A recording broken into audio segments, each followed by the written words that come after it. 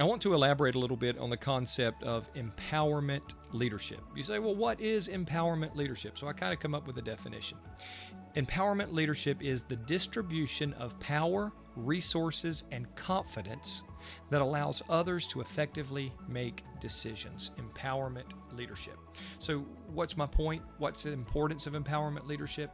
Empowerment leadership releases the power of the exponential. It allows you to do things at a much greater capacity than you could ever accomplish on your own.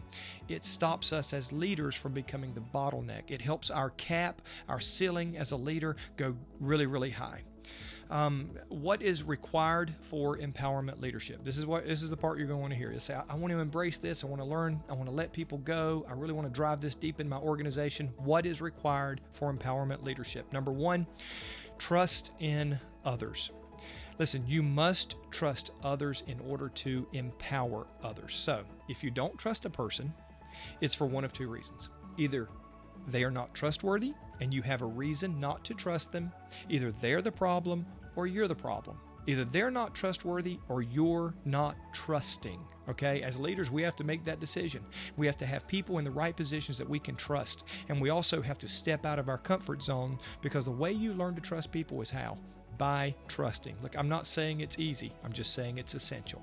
All right, number two, confidence in your position and your abilities. Insecurities will destroy you. You have to have confidence that you are where you're supposed to be, and the gifts that God has given you have enabled you to act effectively and accordingly. You have got to have confidence in your position and your abilities. Again, you cannot allow insecurities to dictate your behavior or your decisions. Number three, and this is probably to me the absolute most important. If you're going to empower people, you must have clarity. You must give them clarity. Clarity. You can't empower at all without clarity, without setting people up for failed expectations on their part and failed expectations on your part as well. Both are detrimental to leadership and organizations.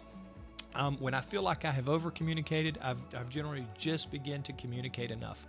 Give people clarity and clear borders.